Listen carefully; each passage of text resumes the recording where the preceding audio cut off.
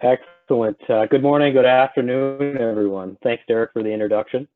Very excited, very happy to be here with you guys all.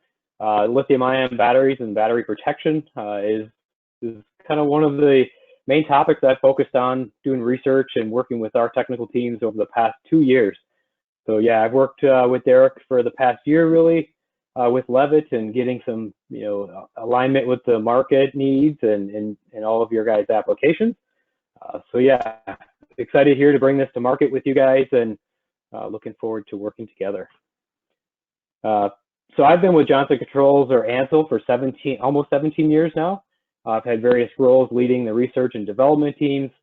And then just in the past 3 years, I've actually been leading our global engineered systems product portfolio, which includes many great products I'll show you in a second. Johnson Controls, very large company. We have a very diverse portfolio, everything from fire suppression to HVAC, and many of the technologies that go into buildings to protect and save lives. In a little bit closer in my corner of the world with Johnson Controls, in our fire protection products, you probably are very familiar with the Ansell brand products, ranging from portables, pre-engineered, restaurant vehicle protection to foam systems, as well as our engineered systems. And we do have many other brands listed below across those product portfolios around the globe. But what we're going to talk about today is one of the new exciting technologies that I've worked on, like I mentioned, over the last couple of years. We actually partnered ourselves, Johnson Controls, with another external company.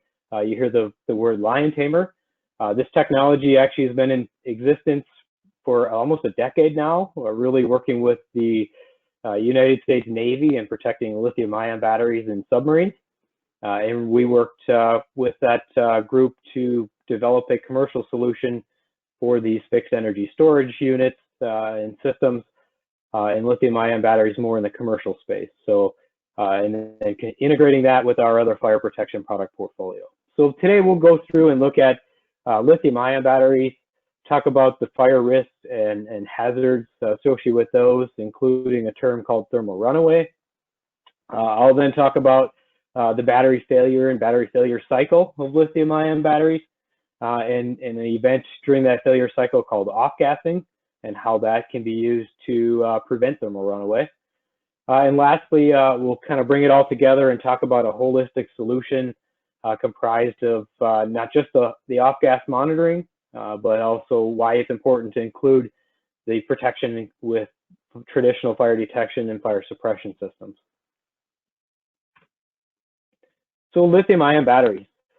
It's quickly become the most widely used battery technology around the planet on everything from your portable electronic devices, cell phones, and it's been rapidly scaling up. So these batteries are getting bigger, capacities are much, much larger, to the point where over the last few years, these batteries are being put together in very large battery systems, battery banks, tied in with renewable energy systems, battery backup for data centers, or even a replacement for some field power generation for temporary power use. So the advantages of lithium-ion are quite clear. And the energy density is very high and continues to increase as that technology evolves, as well as the costs are coming down as that technology evolves. The number of charge and recharge cycles are very high for lithium-ion without loss of performance, as compared to some other nickel-based batteries and such, where over time they have high self-discharge rates and lose capacity. And the maintenance on lithium-ion batteries is very minimal as well, due to the lack of that memory effect that I mentioned. These large-scale lithium-ion batteries are being used, in many applications. And when we talk about the different fire protection solutions today, we're going to focus in on these bigger battery systems and focus in on different applications like I've got listed here with the lithium-ion battery construction facilities. And inside these facilities, you often have the charging and testing rooms that can be protected with this technology and prevent the batteries from going to thermal runaway and preventing fires. And then really the, probably biggest application that we'll have in industry an application we'll talk about is the energy storage systems. And these fixed systems can come in a wide shape of sizes and configurations. One of the most prevalent being installed today is containerized systems. So think of it like a large shipping container, and they fill it with batteries and battery control systems. We've also got applications where it's rooms in buildings. Many data centers, we're starting to see transition a room in the data center to have lithium-ion batteries installed in there for power backup.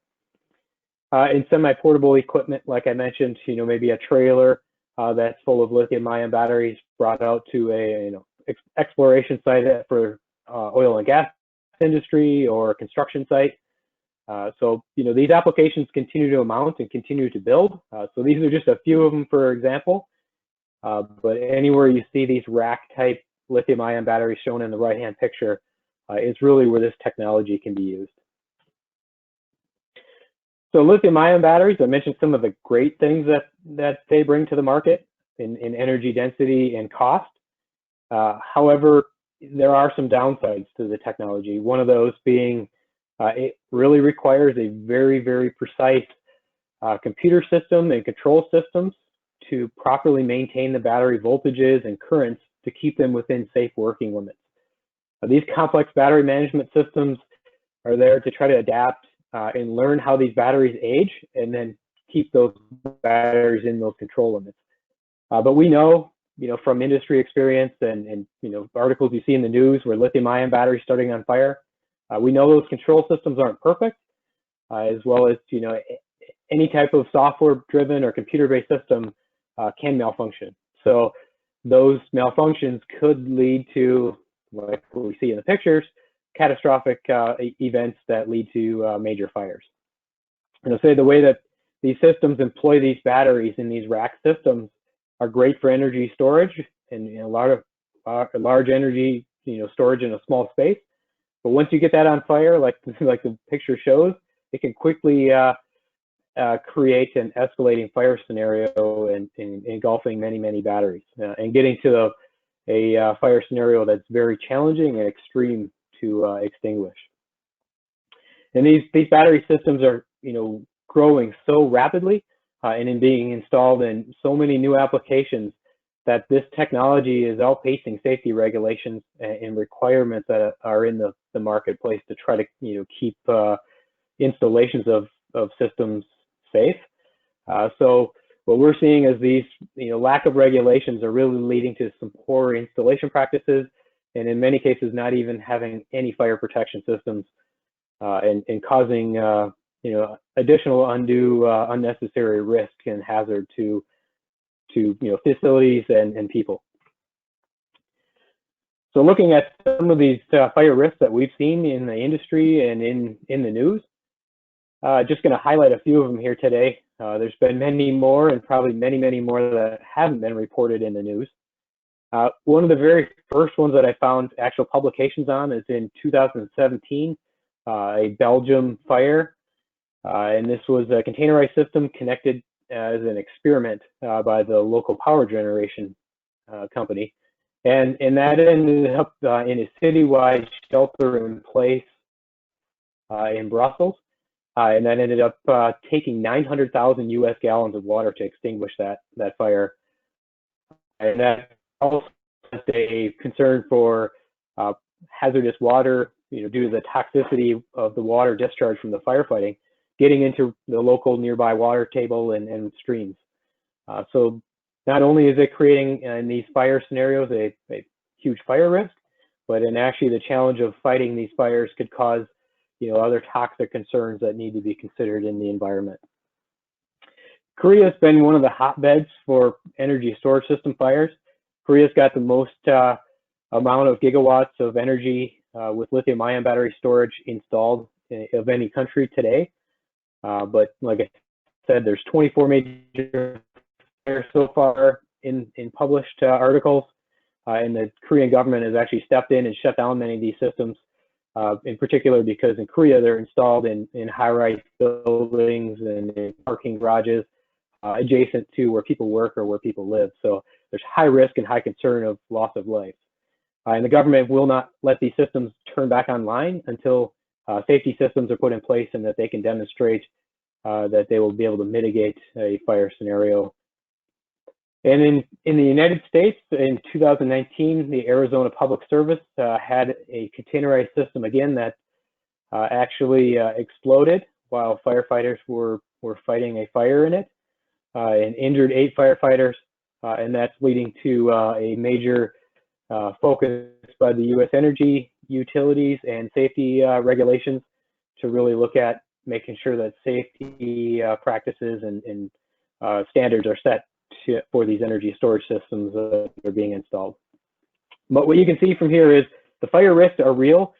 These battery systems pose a great fire risk and are very challenging to extinguish. So really this speaks to the need to find a solution of how do we provide a safety system that can minimize this risk to people and to facilities. To do so, Johnson Controls, we went down a research path and tried to understand really what are these risks associated with lithium-ion batteries and what strategies could be put in place from a technology, whether it's detection or suppression, to really help mitigate these risks. And looking at, kind of to get to that solution, I'm going to talk through some of the basis of how a lithium-ion battery goes through failure and some of those key phases and steps. So when you look inside of a lithium-ion battery, there's many components that ultimately lead to the fire and to the failure modes. Inside the battery, you have anode, cathode, electrolytes, and then separator materials. All of these materials, when worked in normal balance, they work great, and the battery is able to store a lot of energy. At any point when a battery gets abused, one of these components, the plating on the electrolytes or anode or cathode, or the electrolyte breakdown or separator breakdown, ultimately that can lead to the degradation of the electrolyte material. And then the electrolyte material then, as it breaks down, can begin to build up toxic gases and flammable gases and pressure within inside the battery. And then at some point that pressure builds up to where the case of the battery will rupture. And then if left go, we'll continue on to the picture you see in the bottom right, where you'll get thermal runaway and a fire scenario. And once that fire scenario occurs, in these batteries, especially these battery systems that are massive, large batteries that, a single battery pack could have several hundred individual batteries in it. And once that goes and gets into the fire scenario, like you see shown on the right, those temperatures can drastically increase very rapidly, and the fire becomes very, very challenging. And as it spreads across, through adjacent batteries and adjacent cells, the release of those flammable gas and toxic gases also exponentially increase, posing not only a fire risk, but exposure to those toxic chemicals for anybody in the personnel in the space, or even the fire response crews. The other thing that's been shown and demonstrated in repeated testing by us, by many independent research labs, they show that lithium-ion battery fires are very, very challenging to extinguish, and that fire suppression systems really are there just to help slow the growth and reduce the heat release of those fires. But they do not provide a means of complete extinguishment. Not easily anyway. Today, what's really recognized by industry, the only way to put it out is copious amounts of water. Like I mentioned before, that other containerized system took 900,000 gallons to extinguish. It's very challenging, and most places don't have 900,000 gallons of water at disposal, to put those fires out. So those fires can often result in catastrophic losses, like you see here below, where buildings are totally destroyed, or hopefully not loss of life, right? So let's understand those battery failures and the cycle that the battery goes through, and understand how can we actually use that cycle to our advantage and prevent these fires from occurring in the first place. Because what we found in our research really is that the lithium-ion batteries have two main regions in their failure cycle: a preventative region and a containment region. The preventative region, like you see on the right-hand side, that is just it. It's a region, if we identify the battery failing in this area, we can stop and avert and avoid thermal runaway. However, if you do not catch it before that, and you then go into what's known as the containment region, then you're simply trying to prevent that fire from spreading or causing additional damage. And the battery failure cycle really begins with an abuse condition. And this abuse can be from many different factors. Could be from thermal abuse, could be from electrical abuse, or mechanical abuse. In the fixed energy storage systems, the two most prevalent really are the electrical abuse, and then secondarily, maybe the thermal abuse. Mechanical abuse typically would occur once you're transporting batteries or installing the batteries. So typically, once it's in the fixed system, that abuse condition is usually not there. So we'll focus in on our solution in today's discussion around the thermal and electrical abuse conditions. And in those abuse conditions, could occur rapidly. If you have, for example, a rapid temperature rise, could cause the battery to begin to fail, or it could occur over time. Could it be days, weeks, months of time that battery abuse is occurring? But at some point, the battery cell will give off a off gas, which is known as the cell off-gassing point. And that off-gassing is really indicating that this battery is now beginning to break down internally.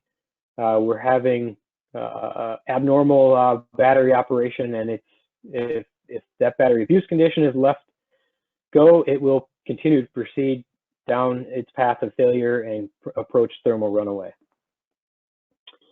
And once you hit thermal runaway, what occurs inside the battery is the temperatures exponentially increase, and increase so rapidly and so quickly that the heat cannot escape the battery. And then you'll begin to develop smoke, and very shortly after, it could, once that smoke starts, it could ignite and combust. Very, very exponential combustion. It's almost an explosion at that point. And then at that point, once you have a single battery cell that's gone through that, you can get what's called the fourth stage is propagation, where it'll go from one battery cell to the next within a battery pack. And then that battery pack could start the another adjacent battery pack, and so on and so forth. And it just continues to cascade into a bigger and bigger event until it essentially burns all of the batteries and the materials up. So when we look at identifying a battery failure, the first thing we wanted to do is look at some of the fastest detection methods that we have for identifying a fire. And we took air sampling, like a VESDA air sampling system, and we put it at its highest sensitivity, and we took a lithium-ion battery cell and heated that battery cell to the blue curve you see here, and heated that battery to hit thermal runaway. And what we saw is that the smoke production and the smoke detection signal did not occur until after thermal runaway, in which we knew at this point, once you hit thermal runaway, that temperature is going exponential from 200 degrees Celsius to greater than 600 degrees Celsius in a matter of seconds. So that event is quickly going to go out of control to the point where the fire suppression systems are not demonstrated to be able to control or extinguish those fires. So we knew we had to identify a means to identify battery failure if we were going to have a chance to take action and prevent or extinguish a fire. And the research really identified just that if we're able to prevent a fire, we have the best chances of intervening and avoiding that catastrophic loss. Like I mentioned earlier, the fire protection systems, whether it be water-based, engineered system-based, any chemical-based, they have not been demonstrated to extinguish a battery pack type fire. Maybe an individual battery cell like your cell phone you can extinguish, but once you get in these large battery systems, these fire extinguishing media just do not have the ability to get into these deep-seated battery packs and provide complete extinguishment. And even some of these fires and some of these types of batteries can generate once they get hot enough, they can begin to generate their own oxygen and are self-feeding at that point. So the best thing that we can do in lithium-ion batteries is to find a way to early intervene, identify that failure from an off-gas point in the prevention zone, and shut down and prevent thermal runaway and prevent battery fires. So looking at the cycle again, like I mentioned, that off-gas point is in a preventative region. And if we take a look at here on the next slide, that same battery that we heated to thermal runaway, if we bring in and look at off-gas monitoring and identify when that off-gas occurs in the failure of that battery, we see that in this case, it's about 12 minutes before thermal runaway. So we can take that signal from that off-gas point now 12 minutes before it goes to thermal runaway and take action. And what we see is you can take action and avoid thermal runaway by removing that abuse condition. So if it's an electrical abuse condition, for example, we disconnect that battery, remove it from charging or remove it from discharging, that will then break that cycle and break that abuse, and we'll be able to avoid thermal runaway. So here's a quick diagram of the system that we are recommending for the protection of lithium-ion batteries. What you see here on the left-hand side is you have a lithium-ion battery rack, and inside those battery racks, we'll install and put in off-gas monitoring sensors. And that off-gas monitoring sensor will go into a lithium-ion risk prevention system control module. That control module then has the brains and the power to determine if the signal coming from the off-gas sensor is a battery failure. And then that signal can be used to disconnect the batteries directly. It also can send signals to other systems, whether it's battery management systems, and in providing alarm and notification to facilities management and such, that identifying an abnormal operation of a lithium-ion battery. And that off-gas signal, then we also tie into our fire releasing panels. And we have some decisions at that point to be able to trigger the off-gas, at the off-gas point, trigger the suppression and inerting systems, because we know that the off-gas point has identified that flammable gases as well as toxic gases have now been released into the environment. And if we don't have a means to quickly exhaust or evacuate those gases, we want to make sure we avoid those gases from finding an ignition source and combusting and starting the system on fire. So, you can either trigger, depending on the system, we can trigger with that signal, we can trigger a ventilation fan to get rid of those gases. But in some systems, that's not possible. So we have the ability to activate the suppression system and inert the space to mitigate those gases from catching fire. Along with all of the lines of identifying off-gas events from electrical abuse conditions, the other thing we want to do within the entire space is protect all the equipment from the traditional fire risks, whether that be cable fires or fires in transformers or voltage transforming components and control systems. The traditional fire detection systems with aspirated smoke detection or flame detection really need to be also used in conjunction to identify those fires and release fire suppression systems to squelch those fires external of the batteries. Because what can occur, and we've seen this in a couple of scenarios globally, is external fires inside these systems have heated up batteries and they become that thermal abuse and actually start the lithium-ion batteries on fire then. So it's important that you look at this as not just, hey, we take the off-gas, identify that off-gas point, disconnect batteries and shut it down, but also to incorporate it with the fire detection, fire releasing, and fire suppression systems as a complete holistic package. So now when we take and look at that same battery that we talked about heating before and identifying the off-gas point, if we take that and we overlay that with the off-gas detection and take proactive measures and disconnect and remove that abuse condition, what you see here is blue, the bottom blue line, as we're heating it, we identify an off-gas point, disconnect, remove that electrical heating element, and the battery begins to naturally cool. And what you see over time here, the battery keeps cooling and avoids thermal runaway. So that's a perfect scenario, right? That we identify and avoid that thermal runaway. And that's tremendous in these lithium-ion energy storage systems. If you can identify that off-gas point and avoid that, you can avoid some very catastrophic losses. Not only is it protection of the facilities and the human life, but these battery systems are very expensive. Containerized systems can be well over $1 million worth of hardware, and often have lead times of up to a couple years to build and replace that component. So, the customers that put these systems into play are doing so, to operate their businesses, to maintain continuity of power. So it's critical that they have these systems online and operational 24/7. So being able to identify and avoid catastrophic events really helps prevent business loss and downtime for customers as well. So when you look at the components within lithium-ion battery system monitoring, the monitoring system and the suppression systems, like I showed on the diagram, here's just a picture of actually those components. So you see here's the ANSEL control module that takes the input from the off-gas monitoring sensors.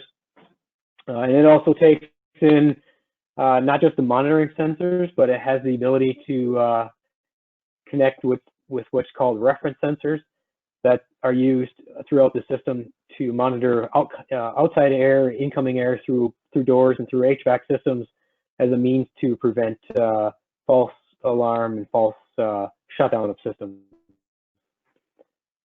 And we couple that in with our AutoPulse fire detection systems. We have quite a wider range of panels and detection options. And then we recommend coupling that with our Energen fire suppression systems for inerting. But we also do have the option to couple this in with our Sapphire suppression and Sapphire Plus suppression systems as well, if space is of much greater concern where you can't fit in an Energen system. So kind of in conclusion, some of the critical aspects of protection for lithium-ion battery systems really is upfront. There needs to be thorough review and thorough analysis of the hazards and risks associated in these systems. And that's one of our biggest recommendations, is that risk analysis and how we're going to address that from all of the different safety systems and redundancies. That is a must and is critical to do up front. We also see that these battery management systems, which a lot of the manufacturers of battery management systems claim that they're perfect and they'll themselves avoid and prevent fires. What we see and in practice in the real world is that those battery management systems can fail and can actually be the lead into one of the abuse conditions into the batteries, and actually can cause the batteries to fail. In these lithium-ion battery systems, if you don't use off-gas monitoring, for all practical purposes, these batteries can fail and can explode with very little warning, and can be very catastrophic. So that's why it's critical to look at and understand the battery failure cycle, understanding off-gassing, and that off-gassing point is really a point to monitor and to use to help provide that early indication, not just to shut it down, but also to help make sure that people that are in and around these systems can get notified, and those alarms and alerts can be provided at the earliest point possible. We also talked that suppression systems have a difficult time extinguishing lithium-ion batteries post thermal runaway and post the battery starting on fire. So that's why it's also critical to have the early intervention. Traditional gas suppression, detection and gas protection from traditional component failures, the electrical components or other Class A materials, is critical to prevent that potential thermal abuse, failure point into the batteries. And that can really, having a engineered type suppression system and not a sprinkler system can help avoid damaging the expensive battery systems and detecting and releasing it with a clean agent. And then these battery off-gas events occur before thermal runaway. It can be, the greatest advantage is providing that advanced notification and taking that preventative action, avoiding thermal runaway. And altogether, the combination of all of these together helps mitigate risk with lithium-ion battery systems to the best of what we know today. And the last point of consideration is when these systems are put in different municipalities and fire departments that will have to respond to emergencies and alarm conditions, it's important that we also provide that communication to those departments of what these systems are, the safety systems that we then put in place of these systems, so they understand how they work and have the greatest amount of information to when they respond to these emergency scenarios. So that's a piece that we've seen that Arizona Public Service fire, for example, that fire department didn't even know the risk and hazard associated with the lithium-ion energy storage system. So it's important that those municipalities get notifications of what those are. And then importantly, we show them that the safety system that we put in with off-gas monitoring, traditional fire detection and suppression systems, and how those are put to use in the system, so that when they respond, they know all of the steps that have been taken by the safety systems in place, and that way they have a better understanding and know how to control the scenario if an event does occur.